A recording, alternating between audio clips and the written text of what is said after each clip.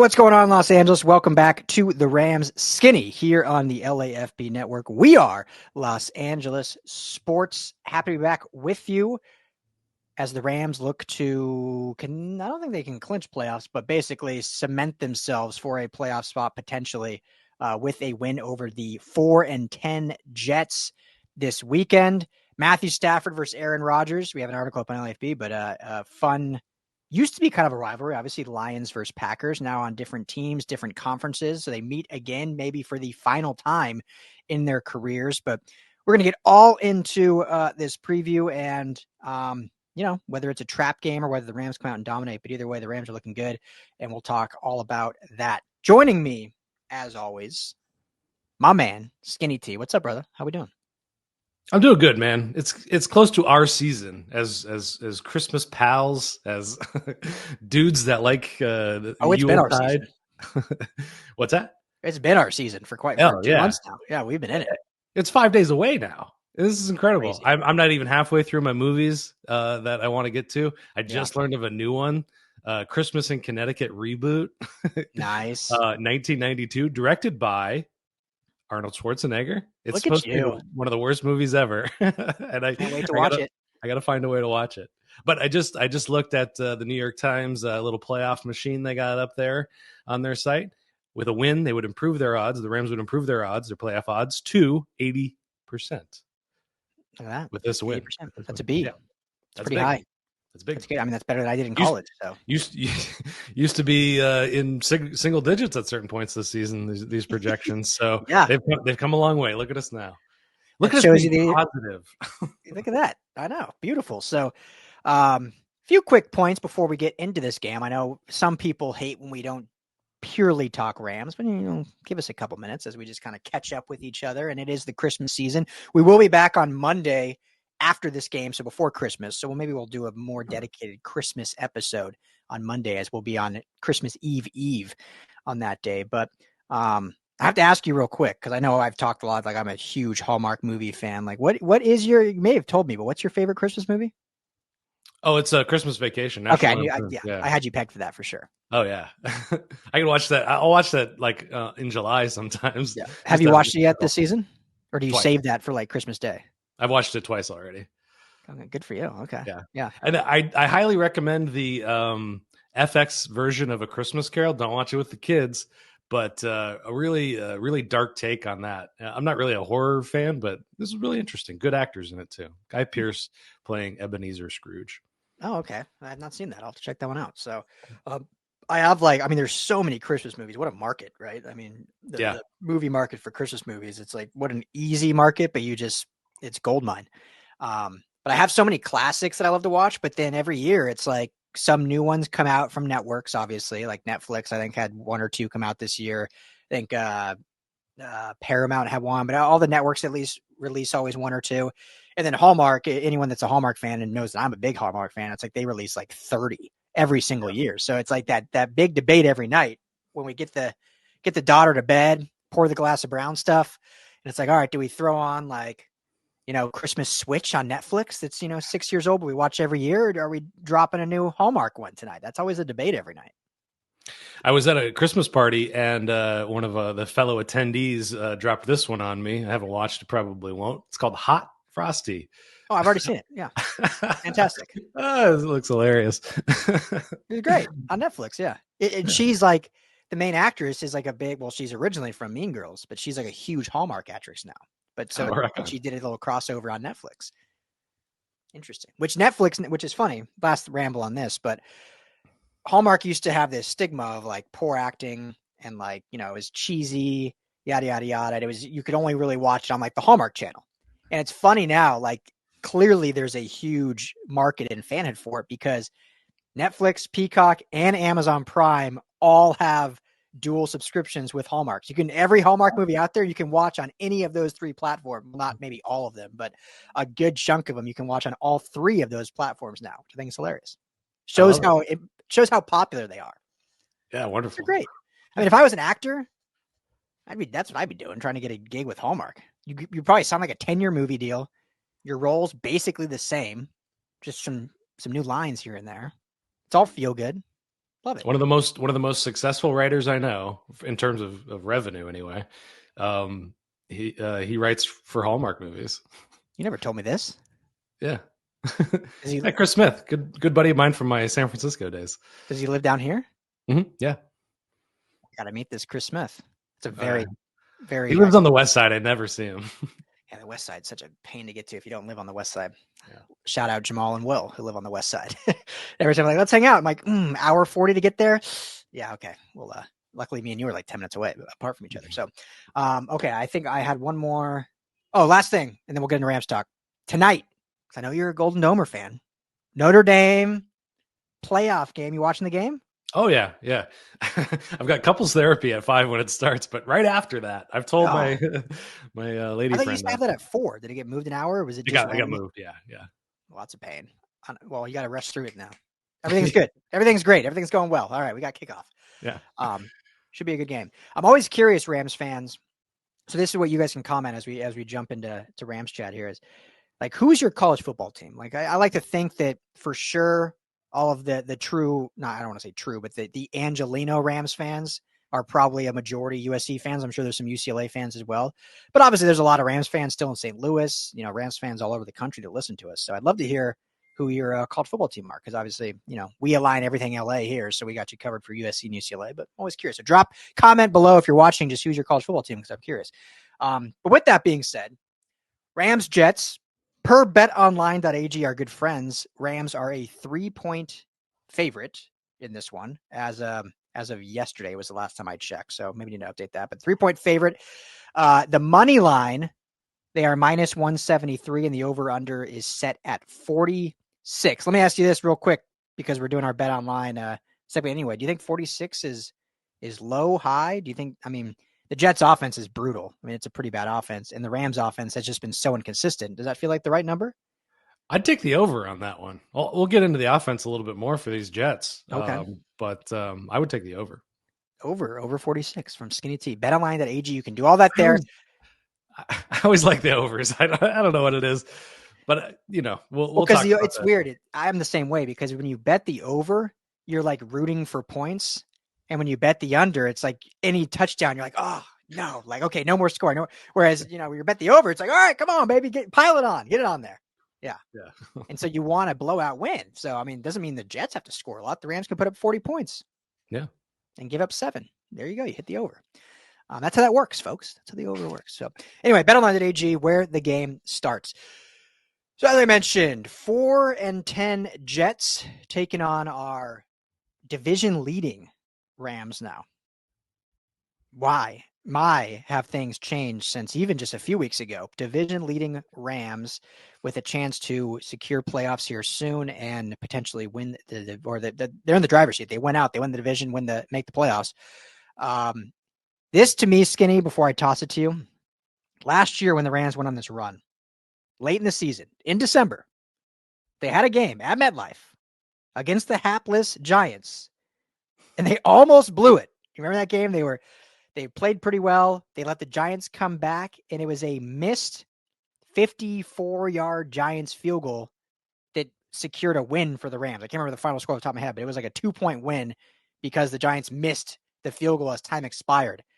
And so this feels similar, obviously different team, but same stadium, same month, same expectations, being the Rams are in the driver's seat of the playoffs.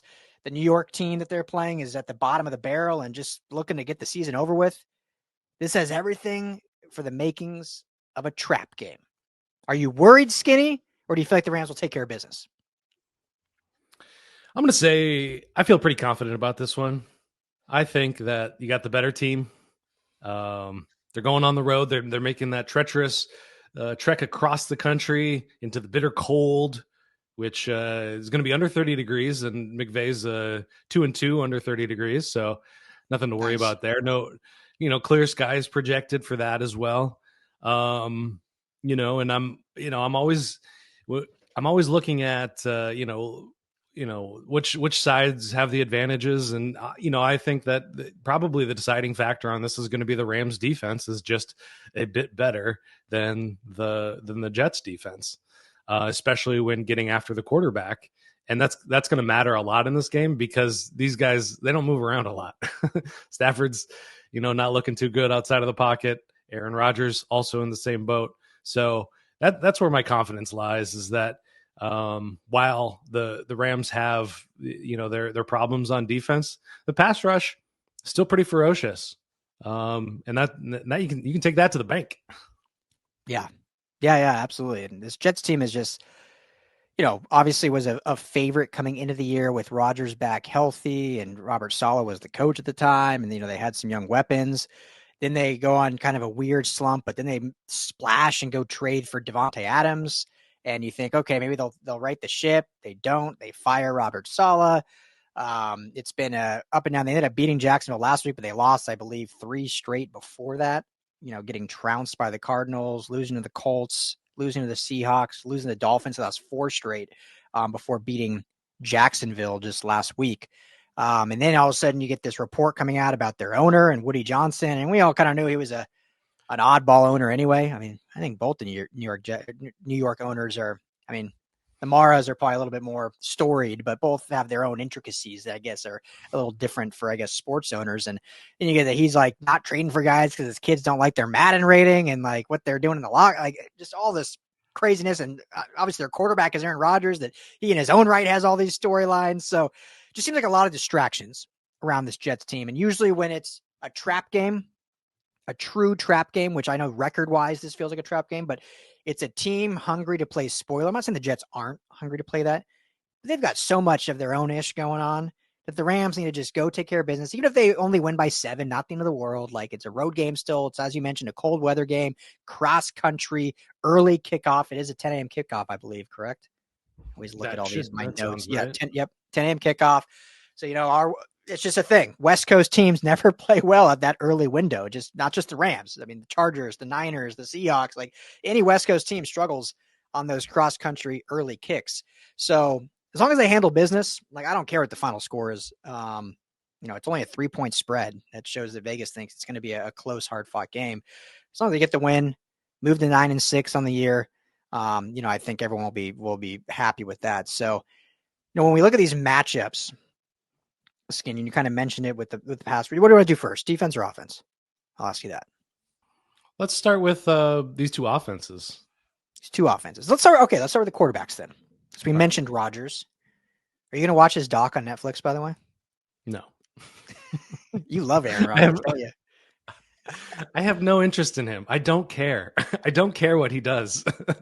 That's right. I think there's someone I know that absolutely despises him, and I'm like you. I'm just like, I don't care. Like, whatever. It is what it is. I don't want to hang out with the guy. Yeah. I like watching him play football. He's always been fascinating to play football, but off the field, I don't know. Yeah, maybe he would be interesting to hang out with. I don't know. I think he maybe would be in a weird way. He would be interesting, but I have a rule. I don't follow a hippie to the second location. And this guy is, from the trailer that I saw of this movie, he's verging on a hippie I'm not going to a second location with. There you go. Okay. So anyway, neither here nor there. As mentioned, these two quarterbacks do have a history playing in the same division for so many years. Stafford is 4-13 against Aaron Rodgers. Now, obviously, that record is not on Stafford. He was on a lot of bad Lions teams, and the Packers historically have been one of the great franchises in the NFL and have had great quarterback play for decades. And so that's not all him, but he's on a new team now. It's been a while. I think there's a lot of mutual respect for these guys. Obviously, first and foremost for Stafford is this season, the 2024 iteration, getting to the playoffs, winning this game to get further to that goal. You can't tell me there's something in the back of your mind. You're like, okay, this guy's had my number for all these years. I now have a good team, a good coach, good culture. Like, let's go. He can't catch it. This is probably the last time they're playing. So the best he can do is probably 5-13. But I want to end on a high note and take down this Hall of Famer and prove that I was arguably the better quarterback. What say you? Yeah, I think he's definitely got that kind of Michael Jordan thing about him, where he'll construct and he'll build something up for himself to motivate himself to keep competing and compete at a high level. So I think this is just another example of that. I think that, it's certainly not getting a monkey off his back in any way. I mean, Detroit was what they were. But it's like a whole different era for Stafford since, leaving Detroit for LA. And if I can fuel that rivalry anymore, I would love to, because it's fascinating and interesting. But it took a new location and a fresh set of downs, I'll call it, to revitalize his career. And people are finally kind of catching on. We've been saying it for several years now. We watch every game, we delve into every game, we read everything, we watch everything. We read all the commentary about it. So to us, it's nothing new that Stafford is this top 10 kind of guy. We've discussed top 5 even for him. Mm-hmm. So I think that, this new national stage Stafford, I'm kind of bemused by it, because everybody's finally catching on, and I've said it, and I'm not backing down from it. I think we're noticing the cracks and the fissures in his game a little bit. I'm not saying he's cooked. Mm-hmm. I'm not gonna speculate on when it's gonna happen. But we're closer to the end of his career than the beginning. Yeah. We got a lot of flack last episode. I don't know if you read the comments or ever do, but a lot of people thought we were too critical of Stafford after last game. And I just want to reiterate it again. I think we said it on that show too. Like, we both believe he's still, even with some of his like poor games this year, still a top 10 potential quarterback in this league. For us, it's like, when you see the greatness that is him, like, yeah, you could be critical when they don't play well. It's like me, I'm a father, right? Like, I think my daughter's the best in the world, but I'm going to be critical because I know how great she can be. Now, she's 4, so I'm not critical right now, but I just know, as she grows up, and if she's whatever she wants to be in life, obviously I'm going to be doing it in a loving way. And, it's a whole nother story, but like, I'm going to be probably the most critical because I know how great she can be. So we think Stafford, we know this ceiling he can hit. And when you have back-to-back games at 150 yards, like, I don't care that it rained. Like, that's you got to get through that. I'm not saying you need to go throw for 380 and 4 touchdowns. I'm just saying, don't throw for 48% completion percentage and maybe make some decisions that help your offense in a better situation. So this is an opportunity now, going against former foe and Aaron Rodgers in a cold weather setting at MetLife on the road, a team that wants to play spoiler, even though I don't think we think they can, but they probably do want to. Just go prove it. And I'm not saying, again, dude doesn't need to throw for 300 plus or whatever. Just an efficient game, even if it's under 200. But hey, you throw 65% completion percentage, make some smart plays, get your receivers involved. Tyler Higbee's looking like a full go based on the injury report. The whole team is a full go. This is the healthiest the Rams have been. It's almost like they planned it like this, Skinny. Like, let's just get all the injuries out of the way early. We'll look bad. Everyone will count us out. And in the last month of the season, everyone's healthy. We're going in the playoffs, guns blazing, like everyone expected in July. I think they planned this, right? It's the Hollywood script. You can't knock it down. Yeah, that's right. Someone in Hallmark wrote this. Exactly, Chris Smith. That's the author of this season. There you go. So, yeah. So I think Stafford has a great opportunity to show, show that he is on the trajectory he needs to be for this team to be a true contender, a true Super Bowl contender, not just a playoff show up and, play hard for 4 quarters and get bounced, but to be a contender, to get to the big dance in the Big Easy, which we will be at again. Just got our credentials approved today, by the way. So I'll tell you that on air. Why not? Oh, excellent. Yeah. Just got the email today. That's fantastic news. Yeah. So yeah, I think he has the opportunity to absolutely do that. So, talked about the, we talk in offense. So talk about this running game, how they can match up with the Jets defense. Cause I think this Jets defense is bizarre, man. Like, some games they looked great. Obviously you fire your head coach who's a defensive mind. You promote your D coordinator to be coach. There's going to be some losses there because you're now promoting a coordinator to do extra work mid-season and but the defense has definitely fallen off a little bit since kind of early times. But how do you think this Kyron Williams, Blake Corum rushing attack can fare against the Jets defense? Well, I think this is going to be an offensive game. You look at the Jets defense on paper, some of the guys they have out there, DJ Reed, Sauce Gardner, Quinnen Williams, Will McDonald's having a good year, Javon Kinlaw, Solomon Thomas, you've got what's that? A lot of former Niners. Yeah, yeah, exactly. They're definitely a talented team, but it's just one of those funny things about the NFL. It's like sometimes all the talent in the world doesn't come together to create anything. And this Jets defense has just been bad. Um, you know, last 4 games you want to look at early in the season, a season on a whole, they probably had some good games here and there, but they've just never materialized into something that's been really, really fantastic. Like it should have been. I mean, we had this game circled early on as one that we were really looking forward to test the mettle of the Rams. So I think that the Rams offense should be able to move the ball pretty consistently. It'll be interesting to see what a guy like Sauce Gardner can do against Puka Nacua. It'll be interesting to see if Cooper Kupp has a big bounce back game. But as we've talked about all year long, this offense begins and ends with Kyren Williams.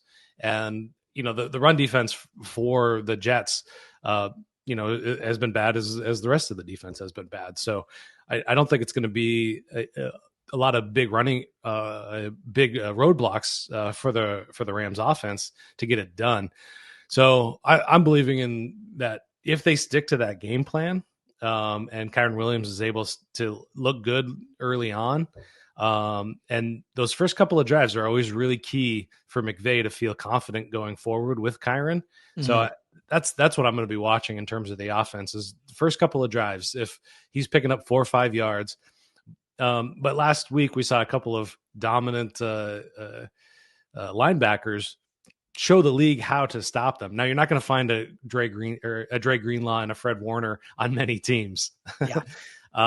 So that's a big question. What are your thoughts? Yeah, I agree. And I was just going to follow up with this. I don't need to add too much to that, but okay, let me phrase it this way. Big deal, little deal, or no deal that Tyler Higbee is back in the lineup, first game of the season since being injured in that wild card playoff game against the Lions. How much of a factor do you think he'll be on this offense?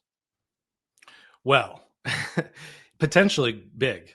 They've struggled on third down. They've struggled in the red zone. He's always been kind of a release valve, an easy button for Matthew Stafford in that way, where they just, they get their two good receivers attracting and sucking the defense towards them, kind of a gravitational pull. And Higbee's just waiting there, hands open, just waiting for that ball to hit him right in the numbers. Easy pass, 6-yard pass or whatever, and he picks up the first down or high points it in the end zone. But the big question is he hasn't played football in 11 months, coming off of a horrific knee injury, ACL and MCL, and his decline was pretty evident over the last couple seasons as well. I'm not saying he was the worst, but he definitely wasn't peak Higbee. So. I think we'll get a pretty good sense of who he is out there early on. And if he's on a pitch count, if they're going to him right away, just to kind of get his feet wet and get him back in the rhythm, there's still lots of question marks. I don't think he's 100% full go. Yeah. I'll be curious because most teams, most coaches, when a guy comes off injury, especially as long as Higbee, it's okay. Yeah, we're going to ease you back in, get your feet wet, get you block a little bit, get the adrenaline going. Maybe we'll throw you 2 or 3 targets in the red zone just to see if how up to game speed you are. But McVay has proven when you're back, you're in the fire. You're back in the fire. If you're healthy to play, you're in the game plan. And we saw it week whatever against Minnesota. Puka Nacua was on IR. He gets lifted off IR 24 hours before the game. And guess what? 7 catches, 106 yards in that. He was not a decoy by any means. We were like, oh, how am I going to use him?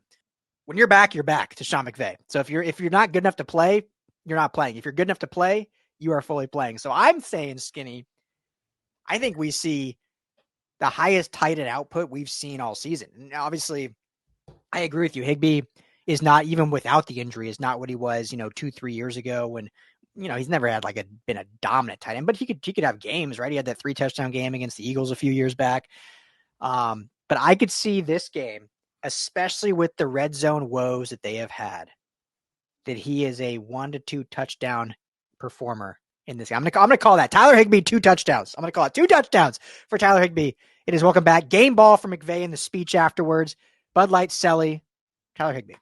I love it. He was back on, to the active roster was a full practice for the week heading into the Niners game, but didn't go in that game. So I think that was probably his. We're gonna hold you back just for one game. Yeah, exactly. So yeah, I mean, you could be absolutely right. I thought they would ease Puka Nacua back in, and I was very wrong about that. And so I could definitely be wrong about this, but I'm rooting for him. I've always liked him, and he does. He changes the math for defenses. When you've got two talented receivers that have that gravitational pull, like I was saying, it creates a lot of space for him, and he can get the job done. And it's been very evident. We've covered it. I'm not trying to slander Colby Parkinson or any of the rest of the tight ends on this roster, but they haven't been that kind of force. Yeah, exactly. It's just it's been clear that there's been lacking a true kind of pass catching tight end that can add an element, especially in the red zone. Like if he can just be, I mean, he might finish with 2 catches, 2 touchdowns. I'm saying like it's like two flag routes in the red zone that actually they were able to get it done because they can clear it out with Puka and Kupp and have the eyes on them and get him in the end zone. So we'll see. But I think it's definitely a big time getting him back right before the playoffs, getting 3 games for him to really get fully up to speed, hopefully heading into the playoffs. So let's move over to defense now, Skinny. Big get, Kobe Durant. He's back. He missed last week to injury. So that's a huge return for him. Fully healthy on defense as well. Most healthy they've been all season. So that is big time definitely for that. And this Jets offense, again, this Jets team just does not make a lot of sense. The dysfunction and the 4-win total does not make sense when you look at the talent on this roster. And either that just shows that Saleh was really not a good coach, or the dysfunction goes way higher than that, which based on everything we said in the beginning about Woody Johnson, that seems a little bit likely. And with Joe Douglas now gone as well as GM. But you look at the offense, I mean, Rodgers is definitely, I haven't watched a lot of Jets games, but he is not the Rodgers of 2 years ago. He still has a ton of talent, but he's not the same guy. But still good. I mean, he's still a starter in this league. But Davante Adams, Garrett Wilson, 2 premier receivers. Allen Lazard is, a good third option. Breece Hall at running back is one of the great young running backs after coming back from injury. A decently solid offensive line, former USC Trojan Elijah Vera Tucker fight on. Tight ends with Tyler Conklin. I mean, this is a pretty good offense. And this is an offense that the Rams hopefully do not overlook. I'm not saying they will. I don't think they will.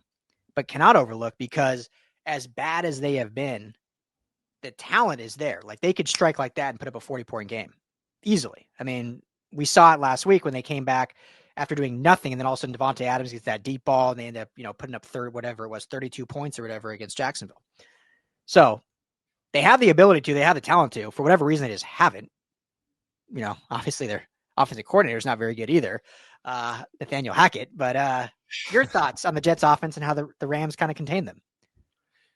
It brings me back to Rodgers, and just like one of the things I do dislike about him, and this crosses all sports. This is a reason I am critical about LeBron James as well. Not that anybody's tuning in to hear about my thoughts on LeBron James, but like these CEO types of players who think that they can, pull Allen Lazard onto any team, just because 5 years ago or whatever it was, they had fantastic connection. Yeah. Bring Nathaniel Hackett into, I mean, he was probably the worst head coach in the history of the NFL, trying a 63-yarder or whatever, 67-yarder or whatever that he was trying there. Don't remind me. Sorry. It was a bad 10 games or whatever it lasted. Yeah. Anyway, not the point. My point is over the last couple of games, this Jets offense has found some rhythm. Davante Adams and Aaron Rodgers are looking like their old selves in some ways. Last game they put up last 2 games they put up 400 yards of total offense, 319, 275 through the air, and 125 against the Jacksonville Jaguars. And I think it was, you were kind of making this point, which was this team has an explosive ability, and if there's one thing this Rams offense has trouble with is stopping explosive plays. I imagine they're going to come out of the gate with guns blazing. I think probably they're going to try, a 30, 40-yard pass down the field to Davante Adams in the first couple of drives. Yeah, test it out. And this Rams offense, one of their Achilles heels is when they face a team that can really run the ball and stick to running the ball, they can give up some big yards. We saw that with Saquon Barkley. That's a whole other level. Breece Hall isn't there. But yeah, I was waiting for it with Kenneth Walker when they were playing the Seattle Seahawks. There was a few times where it was just shoestring tackles where he was about to bust open a big run here and there a couple of times in that game. And so I'm just going to have my eye on that one. That's how they can play spoiler. That's how they can make this a trap game, is if they just start putting up points. The secondary as well. They're really missing John Johnson still. Our guy from UCLA, whose name I'm blanking on right now, Quentin Lake, hasn't had his best games over the last couple of games, so he's got to bounce back. A lung injury for Kobe Durant. That's weird. Darius Williams, still solid at 31 years old. Still impressed by that. He's been good. Cam Curl and Cam Kinchins, physical guys. And then our linebackers, our favorite whipping posts. They play hard. They play hard. They play with a lot of heart. Omar Spates, I think, is playing a lot better than probably any other UDFA in the league right now. So I'm not trying to take anything away from them, but for as good as as good as the pass rush has looked, there's holes in this offense. And you look at regular metrics, they're allowing a lot of yards. They're allowing a lot of points. They're like 7th or 8th most in both of those. If you look at advanced metrics, EPA per play, success rate, stuff like that, they're at the bottom of the league in those as well. So, this is the kind of offense that, gives me a little bit of worry. But, you look at the injury report for them on offense anyway. Their starting guard, Elijah Vera Tucker, is questionable. Their other players on offense, Braylon Allen's questionable. On defense as well, Quentin Williams is questionable, didn't practice all week. So, this is a game, this is the kind of game that will drive me crazy if they don't stomp these guys. Mm-hmm. This needs to be like a 2-score win for me to go like, okay, great. Everything's clicking. The consistency is there. That's what I've been harping on. Not so much. I haven't been trying to harp on them in terms of their skill level or their talent level. What I've been harping on is this inconsistency. Yeah. And with a wily guy, with a wily old veteran like Aaron Rodgers back there, we talk about Stafford in this way of like zeroing in on a guy and just peppering him with targets. That's why Aaron Rodgers brings these guys in there, because he's like, these are the guys I like. These are the guys I have a relationship with, that know the routes that I like to throw to. I'm not saying, like I was saying earlier, I don't like that necessarily, but Davante Adams is still a skilled receiver. Yeah. Very good. Very good. It's funny how, like, there's been other CEO players in the past. I totally agree with you. Like, I'm not a huge fan of it, but it is funny how when it works and they win, like, no one even like thinks it's happening. Like Tom Brady. People can say all they want. Tom Brady like handpicked a lot of guys. Now, obviously, Belichick ran and there was some friction there, but like, look when he went to Tampa Bay, like who he brought with him. They won the Super Bowl. So everyone's like, great. But Rodgers is blown up in his face. So it just looks terrible. Like, oh, you wanted all these guys and you guys have won 6 games total over 2 seasons? As good as Alan Lazard can be or has been, he's not Gronkowski. He's not Gronk. Yeah. He's not a Hall of Famer. Yeah, exactly. Very different. But anyway, yeah, no, I don't need to add too much. I think you said it all great. And I think that how they can slow down this run game and force, as weird as it is to say, because Aaron Rodgers probably will be he will be a Hall of Famer, regardless of what everyone thinks of him as a person. Like, he's been a great football player and he'll be a Hall of Famer. So as weird as it is to say, you kind of want to force Aaron Rodgers to beat you. As weird as that is. But when the Rams have been able to kind of do that and get teams to abandon the run, i.e. the New Orleans Saints, we're not a good football team, but we said after the game, if they would have stuck with Kamara, it could have been a different outcome. It was a 21-14 win. If they would have actually ran Kamara like they were in the first half, like, it could have been on the wrong end of that. And the Saints basically said, oh, we're just going to throw the ball with Derek Carr and beat you that way. Aaron Rodgers is obviously a lot better than Derek Carr, but I just we're alluding to like the run game has been the one Achilles heel of this defense. And so forcing them to be more one dimensional is a much better potential outcome than allowing, 4, 5, 6, 7 yards a clip on the running game, which is, the formula for every game. Like any team can't allow that on the ground. They're going to lose every game, but most offenses won't do that. And we saw it just last night in the Broncos Chargers game. The Broncos were running the ball great in the first half and then just like stopped running and give the Chargers credit. Their defense looked a lot better in the second half, but I think they ran the ball like 4 times in the second half. They only had like 12 plays total because they just were going 3 and out. But I mean, it just shows these offensive coaches that like will not commit to the run. And so maybe, I know obviously he's not calling the plays, Ulbrich, the interim coach, but maybe that's what he will emphasize to Hackett and Rodgers. Like, we are running 40 times. And if they do that, then this does have a chance to be a spoiler. If the Rams, though, force him to be one dimensional and force Aaron Rodgers to beat them, and they can not have to potentially stack the box and they can run zone heavy, then I think they'll be fine. I mean, there's no reason they should lose this game. I agree with you. I want to see them win by two touchdowns because they should. I pretty much know they won't. So I'm like, that's why I've accepted like, hey, win by 3, 2, 1. I don't care. Just get the win and get out of Meadowlands, get back to LA, and I'll be happy. Another reason I'm critical, and I've said it before, I'm sorry if I'm a broken record constantly here, but like, what happens when they get to the playoffs? What are we looking at? What's the plan for 2025? There was definitely a point before this season I would have said this team can win any game. And a lot of people are pointing towards them to be like the team you don't want to see in the playoffs for good reason. Lots of talent, lots of offensive firepower. So I just want to feel confident. I just want to feel some sense of consistency. So that's why, I want to, they've dominated some games. And they've beat people that they shouldn't have, but they've also lost to teams they shouldn't have as well. Yeah. So, it's left me with just still lots of questions, and I mean, I think I'm in the minority here, so continue to blast me as negative. Like everybody's high on this team. Everybody's talking about how they're the team that people don't want to face. So I'll just leave it at that, I guess.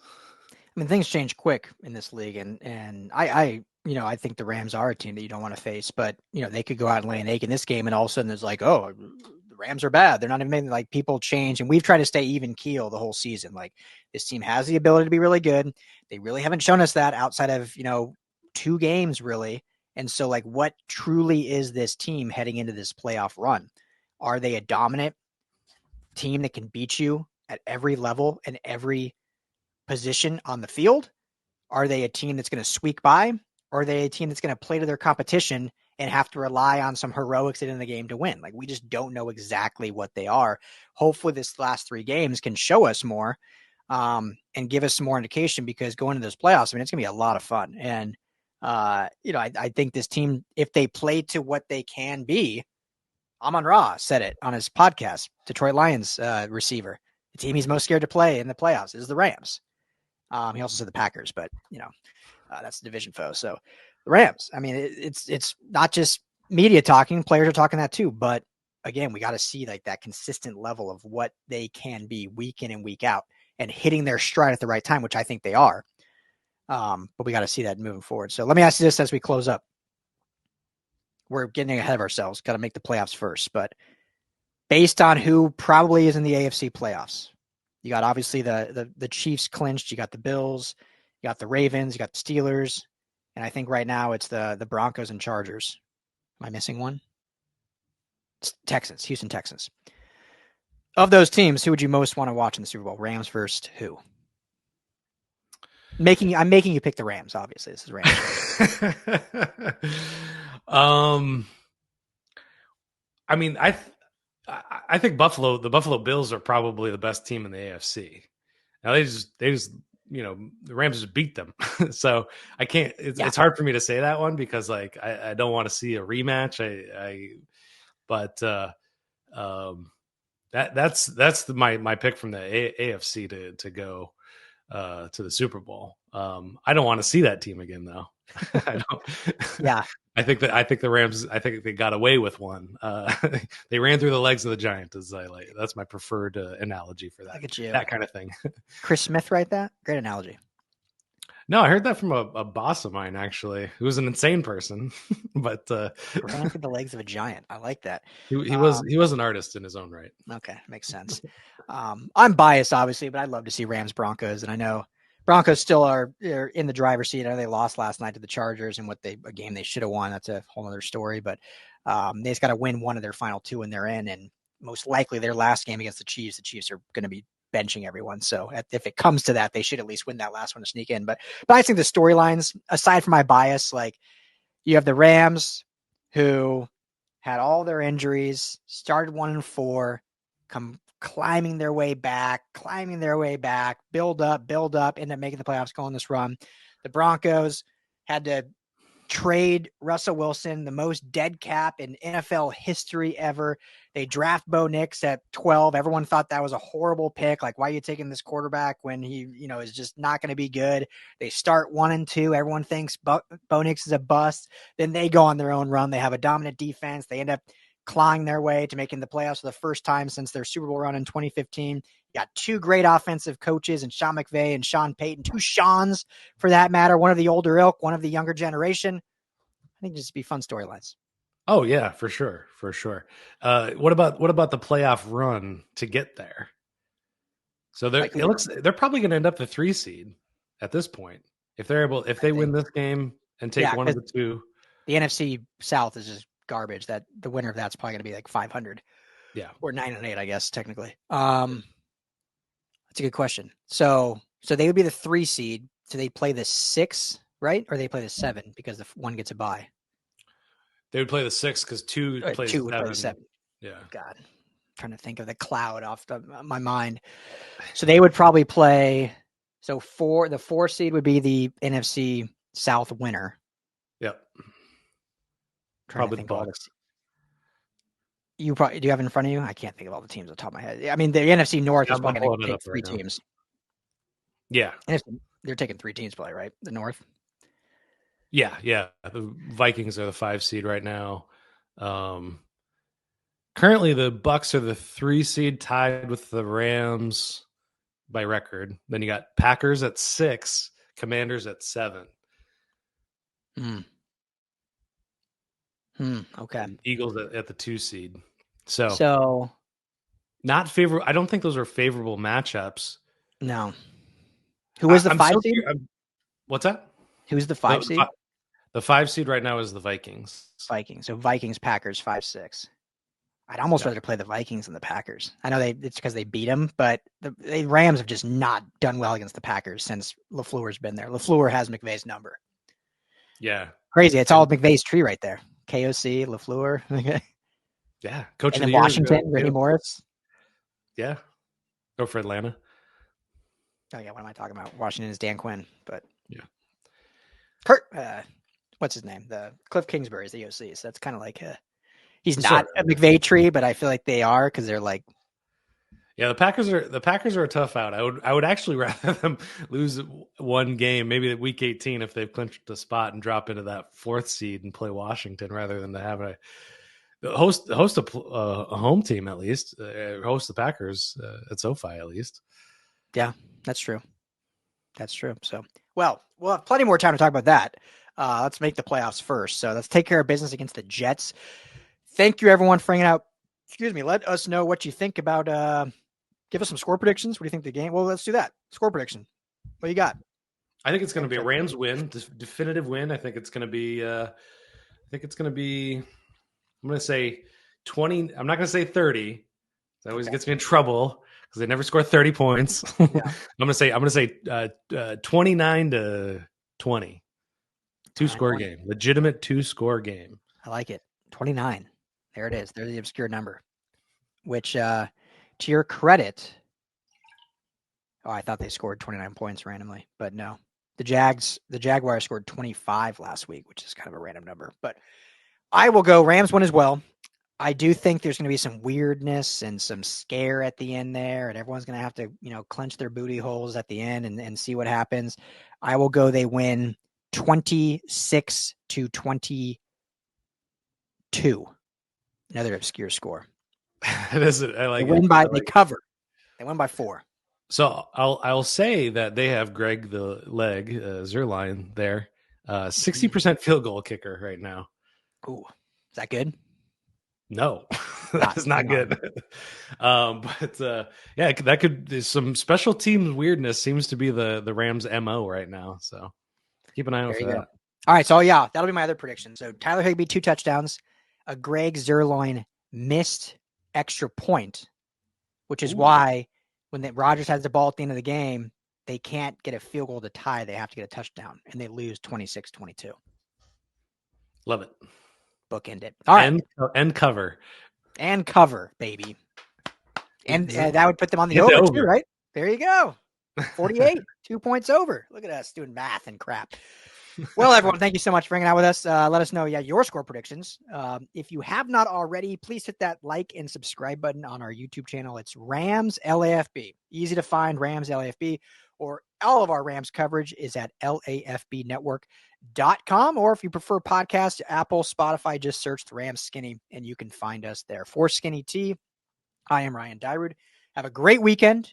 Enjoy the game. We'll talk to you all on Monday.